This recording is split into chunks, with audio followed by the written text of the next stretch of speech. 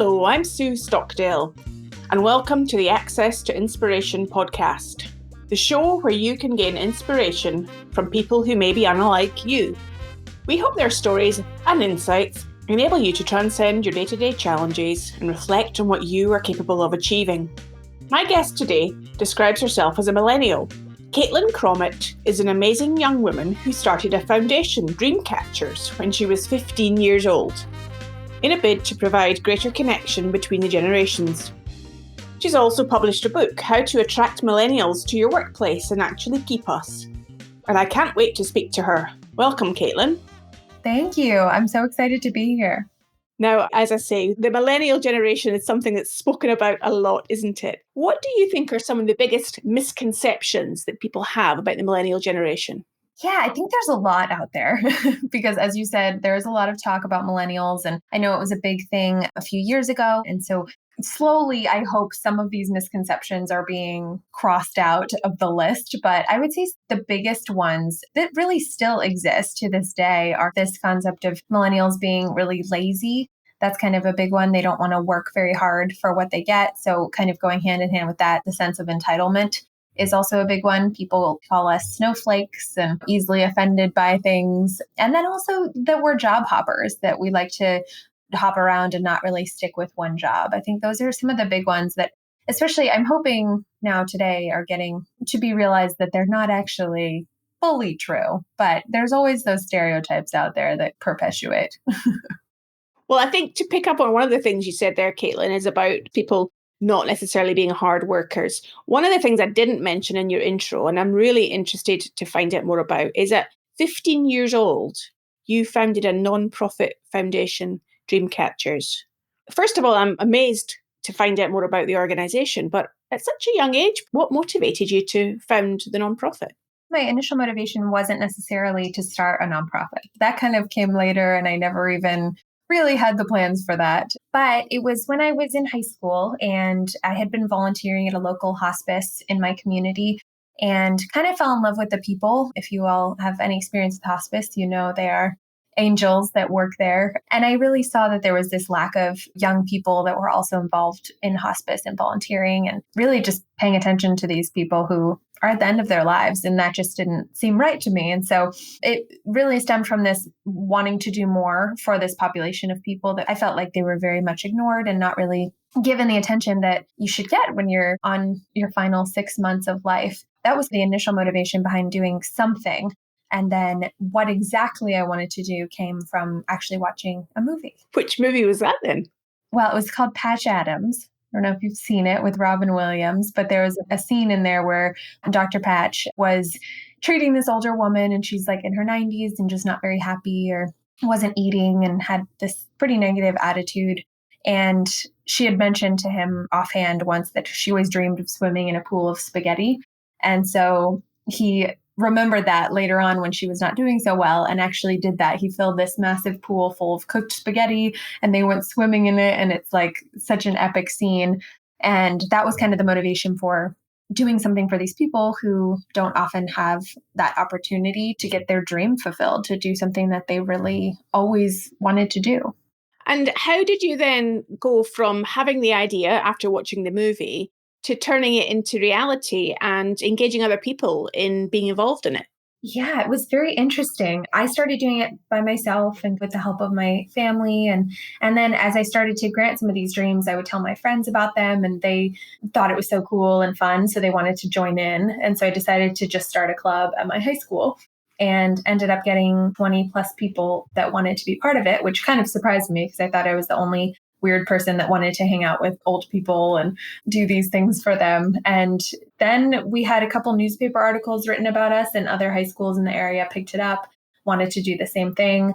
And then it kind of took off from there. And when I was in college, it was something I went around during a whole summer, kind of expanding across the country. And that made us become a nationwide organization that we are today. So how does it work then? Are you recruiting students as volunteers in different parts of the US to engage in their local areas? Yes, exactly. So it basically works. We're fully intergenerational, and a big part of our mission is that we're fully run by youth in high school and college. And so young people in their schools can start a club just like I did and partner up with a local hospice and fulfill the end of life dreams of those patients. And we support them along the way, give them all the materials to do so. That's kind of the big part of it, is connecting young people to older people that they don't often get to connect because, maybe we have our grandparents, but other than that, we don't really get to interact with this generation so much older than us. And we're not given, I don't think, enough opportunities to do so. So that was the big part of it that I felt was very necessary for DreamCatchers to continue, is that it's fully run by students. So it sounds like a fantastic foundation, Caitlin, and that opportunity to connect those two generations together. Have you had any requests yet for the pool of spaghetti from any of those hospice patients? No, I wish. That's always been my dream. But no, we have not. We had a lot of pretty intense ones, but like a hot air balloon ride and things like that, but no spaghetti pool. And was it through founding DreamCatchers that got you interested in this multi-generational dimension, or was there something else? Yes, that was primarily what got me interested in it, because I was seeing the impact that these interactions had on people my age and younger, and how it made people's perceptions change. Because I know, especially on the older adult side, they would interact with these young people, and so many people would come to me after and be like, these young people renewed my faith in our future generations. I completely thought they were a bunch of losers, basically, until I met them. And now everything has changed. And so it showed me that it can be literally one interaction that can be the turning point for someone to think differently about another entire generation, which kind of blew my mind, because it's so powerful when you have these stereotypes and perceptions and misconceptions that guide the way you think about a certain generation. And it can be very harmful for different relationships going forward if you don't work to figure out the truth behind it or the understanding behind it. So that was a motivation. And I wanted to figure out how I could help people see that more clearly and understand each other better without having to necessarily have this big interaction or experience. If you're working with organizations and people of all generations, what are some of the things that you help people to become aware of?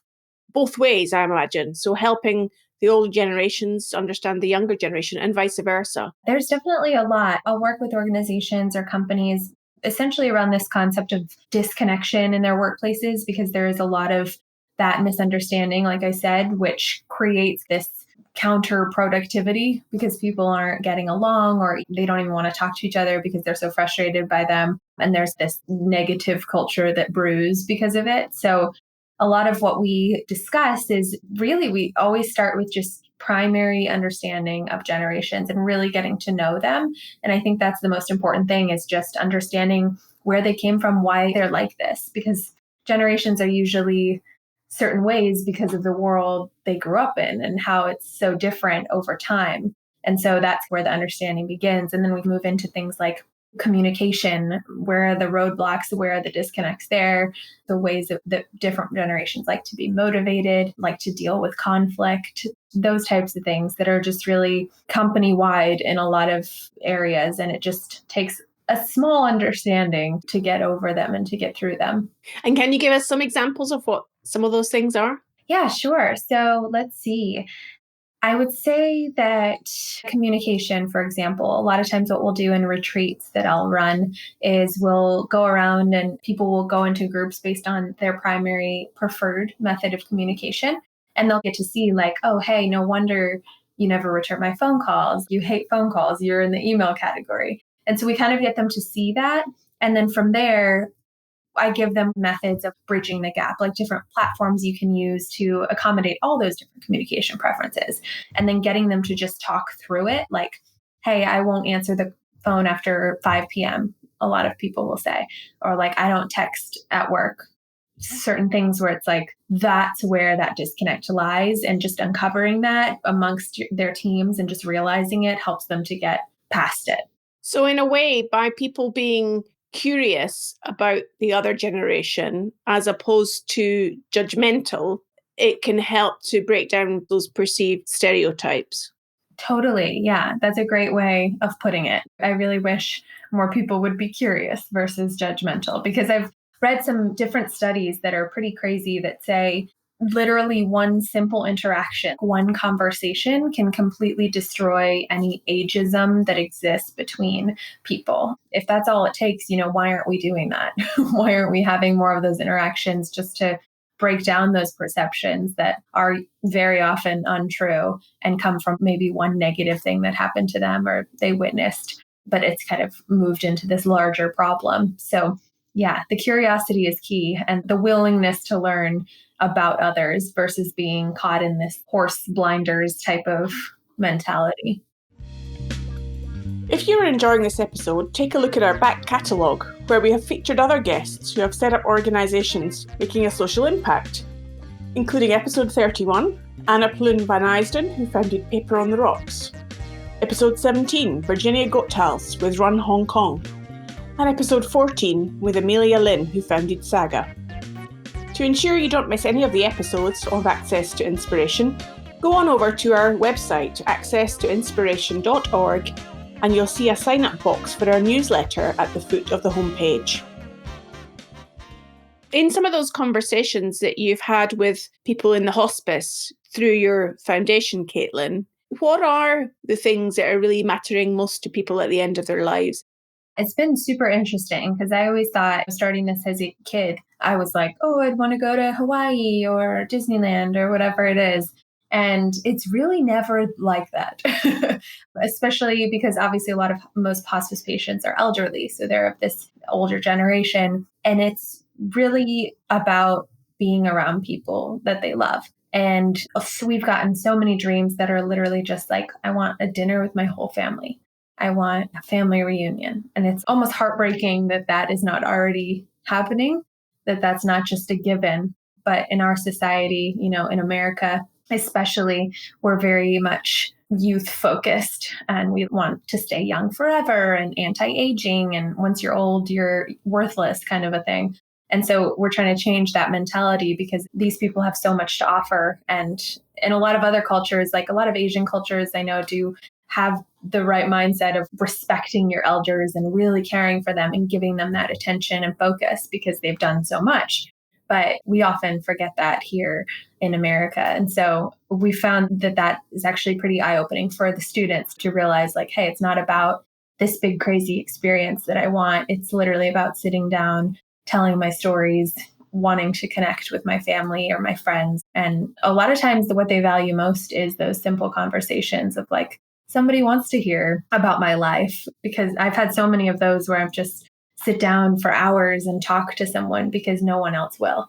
And that's what really matters to them, is passing that along and showing them that someone cares. I imagine that's a really moving experience. And for those listeners that have been keeping a track of Access to Inspiration for a while, it's probably useful to say that one of our previous guests connected us, Caitlin, Amelia Lynn, because of course her Saga podcast service that she provides for her customers is also catering to a similar marketplace where people want to share their family stories. Exactly, yeah. And we're actually partnered with them. So it's been really cool to have our students use her platform to help share those stories and help collect those legacies, really.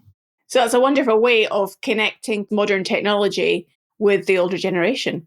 Exactly. I think that's been really cool. And we've seen this year during the pandemic and what's been going on, it's been cool to see the silver lining, which for us has been young people wanting to connect with older people. We've had more requests than ever before to join our chapters, to get involved, because people are finally seeing like, hey, this vulnerable population, as we've dubbed them during this time, needs us and needs our protection, needs our support, needs our service. And so they've stepped up, which has been cool to see. Wonderful. Now, just coming back to some of the misconceptions that we talked about right at the get-go of the conversation, I was minded to reflect on Malcolm Gladwell, author of The Tipping Point and many other great books and podcasts. He talks about people having 10,000 hours of experience to have a degree of expertise around a particular area. And I'm wondering what your thoughts are about, with the millennial generation having an increased expectation of progressing through their career path quickly, wanting to make an impact quickly. How do you see that stacking up against what he's saying, for example, around 10,000 hours of experience? Yeah, that's a really great point because I love that concept. And I think it is so important to, if you do get that amount of time to spend, I mean, you're going to be an expert at anything. So I think it's been interesting to see because this generation and the upcoming generation, Generation Z, we've been raised with so much technology that makes things so quick. And so we've been able to learn things very quickly and pick up on things very quickly that oftentimes before might have taken a little bit longer. And so I think this concept of, first of all, instant gratification, with which I think our generations, these two youngest generations, have a problem with because we expect that instant gratification from everything. So we also expect that from our careers and our jobs. And it's like, we've been here a month. Why are we not CEO? It's definitely, I think, something that our generations need to learn to put in that time. But also, I think it's become more possible to learn things very quickly and pick up on things very quickly. I think we've also seen a lot of young people get very, very successful very, very early. And all of those examples of that, like these crazy founders that are multimillionaires and billionaires by the time they're 30. And they're like, that is the people we see and we aspire to be. And so with that in our heads, it makes it hard to want to sit around and wait till we're 40 plus or whatever it is. And so I think that's proving to be where a lot of disconnect lies in a lot of workplaces, is like these older people who have been there for so long, trying to bridge the fact that younger people want to be managers and supervisors quickly. And I think it's something our generation needs to definitely learn to put in that time. But I also think that we've been able to adapt with technology and learn things quickly and make it work. So there's just kind of that disconnect that will take some bridging for sure. You're making me think about, it would be a very interesting bit of research to actually go to those successful multimillionaires that have made their money by their 30s. Then what do they value? Because I suspect that over a period of time, maybe they also realize that the value is in family and connections and friendships. So whilst we all aspire often for that material success, certainly as an executive coach, the leaders that I work with who've achieved success in organizations sometimes are actually asking themselves, what is everything about? What is this money worth if I don't have friendships and I don't have a life outside of work? So I think there's somewhere a connection between both of those things. I think so too. Yeah. And it's crazy because you sometimes think about all of this wisdom like that I think comes with age. Early on in life, you're like working hard and that's the only thing that matters. And then later you're like, oh, I shouldn't have not seen my family for 5 years because I was working so hard. And I think that's a big part of connecting the generations, is so that we can teach each other these things that you might not come upon yourself, and try and spread that wisdom, if you will, which I think is a lot of times why I really try and push mentorship programs in workplaces and just getting people to connect on a deeper level, because there's so many lessons there that I think we could all really benefit from at a younger age. So where do you see your foundation heading and developing in the future, Caitlin, and what's next for you? Well, great question. It's always a mystery, but as far as for DreamCatchers, my dream for DreamCatchers is that we ultimately are national, international. I hope that every state in the US can have a DreamCatchers chapter, have an opportunity. Every hospice patient has the opportunity to have their dream fulfilled, and that we're as recognizable as something like Make-A-Wish, for example, since we do a similar thing just with the other side of the population. So that's my dream for DreamCatchers, and that we can just provide a dream for anyone who has that desire at the end of their lives. And for me, that we are still figuring out, but I'm still running DreamCatchers and I'm speaking, and I would love ultimately to really just continue on this journey of creating greater generational connection nationwide, internationally. It's always going to be important to have this understanding across generations. And I think it's an issue that will go on for a while. And I think it'll be important to learn each new generation. So for me, I hope to continue doing that and having DreamCatchers to really connect young people early on in life, and then getting to be a voice in companies and organizations that need that greater connection. So it sounds like there's a lot of opportunity out there for you as you go forwards. You've reminded me of I think it's in the Netherlands where they have a home. It's a kind of retirement home for mature people, and they also have a nursery connected in with it. So you have that physical space of both of those generations connecting. Yeah, I love that. And there are also some that it's like college students will live with older people and help take care of them for free room and board or something, where it's you're all connected and building this community. And I think we really need more of that because surprisingly, we're extremely age segregated in our countries right now. We put young people in school and then we have our old people in nursing homes and retirement communities. And there's not a lot of that overlap. So I think those communities where you can foster that connection are so critical to starting that understanding early on and just getting past these gaps that we have.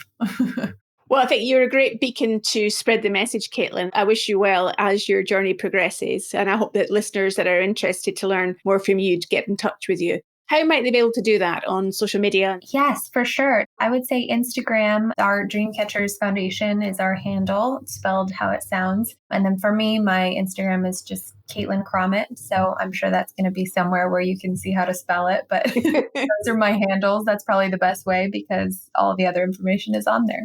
Fantastic. Well, we'll put it all in our show notes. I encourage people to get in touch with you, young or old, to share their insights and experience and find out how you can help them. So thanks for your time today, Caitlin. It's been fantastic to speak to you.